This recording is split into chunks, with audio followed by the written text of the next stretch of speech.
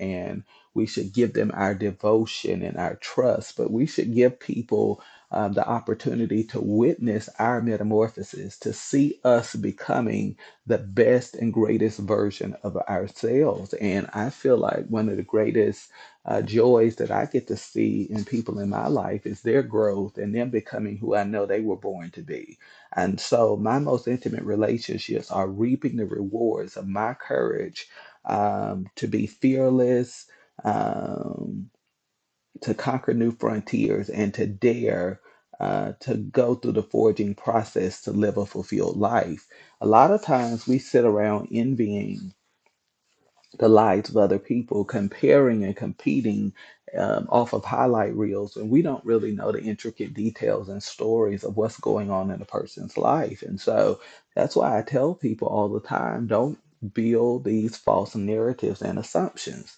Make sure that you have a panoramic view and a true perspective before you arrive at conclusions about different things. The problem is that most people want a better life, but they have no idea how to get it. I talk to so many people all the time. They're always talking about a better life. They're always talking about a different reality. They're always talking about living up to what's possible for their lives. But most people don't know how to do it. And the sad part is that most people that don't know how to do it will not get around people that do know how to do it, that can show them how to implement it and make it happen. Because most of people are very prideful and egotistical, and they won't admit that they don't know. And one of the things that has helped me over the years is that you have to come to the realization that you don't know what you don't know. And if you're not willing to admit that you don't know and get around somebody that does know, you're going to stay in the exact same place that you've been in. And so this is how we find people in 7, 14, 20, 30-year cycles that are never broken, because they don't know what they don't know, and they won't get with somebody that does know it so that they can move their life in a different direction. By the way, we're continuing my series today, Rebuild the Path to Reconstructing Your Life, Part 2.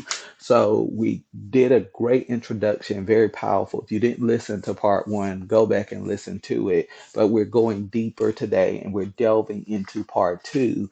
And Part 2 is important because this is the part of where we're really getting down to the nitty gritty about some of the reasons why people are not living the life that they were created and destined to live. And so we're going to um, go there a bit today. It's probably going to be a little uncomfortable at some moments, but I feel like this is going to be so necessary to helping you reach the next level in your life, because we're going to talk a lot about the power of awareness. So let's delve into this a little more. Desire without discernment will always lead to your demise.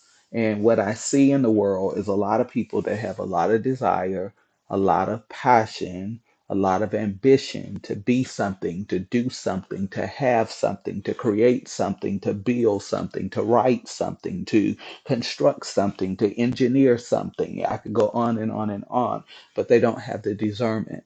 And one of the things that separates me from the pack and from other people is I have very strong discernment. And no matter what God puts in my heart or gives me a vision to do, I have that discernment to know this is the timing to do it, this is the timing not to do it. You don't have the sufficient parts for this to happen yet. This needs to wait. You need to ponder this a little bit more. A lot of people just jump into things, excuse me, and then it blows up in their face and they come to me and they're like, Jamil, I don't understand. And I always say, have you taken the time to count up the costs of what you're doing and what you're building? Because everything that I build, I want it to have sustainability.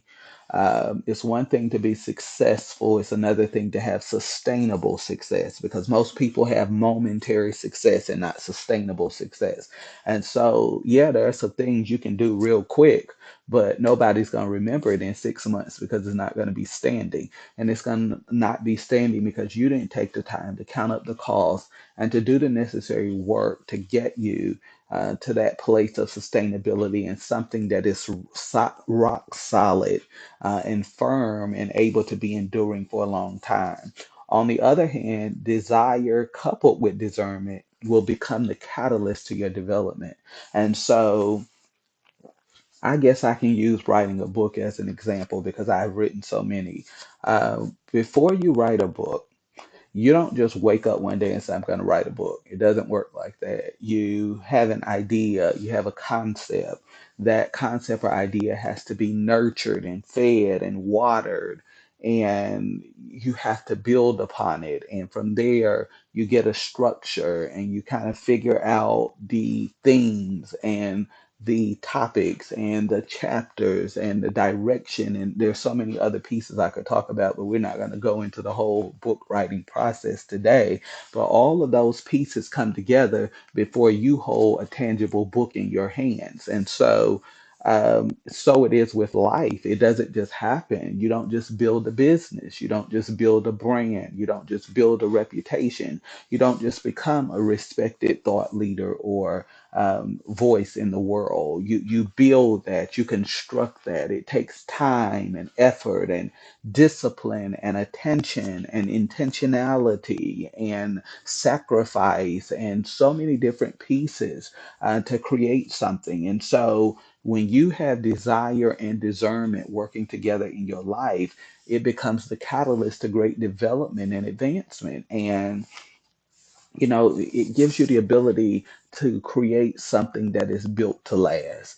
And if it's one thing that I want my life to speak of, and I want your life to speak of, and I want the people that I love and people that are close friends and family in my life, I want them to build things that last. I want them to build something that 100 years from now, it can still be standing and impacting lives and pouring into others and making a difference in the world, because that's the kind of life that we want to live. And one of the things that we have to work at is building with desire and discernment, understanding that you have to trust the process and trust the timing of your life. And people always say, oh, Jamel, I feel like you should have done this quicker, you should have done this sooner. And I mean, I respect their opinion, but I feel like everything unfolds and happens at the time that it needs to happen, because I'm moving according to divine timing and divine timetables. I'm not moving according to your opinion and your timetable. And so, you got to stay in rhythm and in sync with God's bigger and ultimate plan for your life. And if you live your life in that way, I'm telling you, life is going to be so much more fulfilling and rewarding, because you're not in competition with anybody else. You're not looking over your shoulder to see what anybody else is doing. You're competing with yourself to become the next best version of yourself. And that is a very liberating place to be in your life. As an advisor to leaders around the world, wisdom is why people seek me out. I always tell people, you got to know your difference and you got to own it. In a world where comparison and competition is rampant, um, the clearest way to victory is living authentic to who you are. Write that down. The clearest way to victory is living authentic to who you are. And so I'm grateful that I took the time and I did the work to figure out who I was before I tried to build a platform or do anything else. A lot of people today are rushing to build a platform when they don't know who they are. And so you're going to get on a platform and you're going to embarrass yourself and you're going to fall flat on your face, excuse me, because you've tried to build something when you haven't figured out who you are.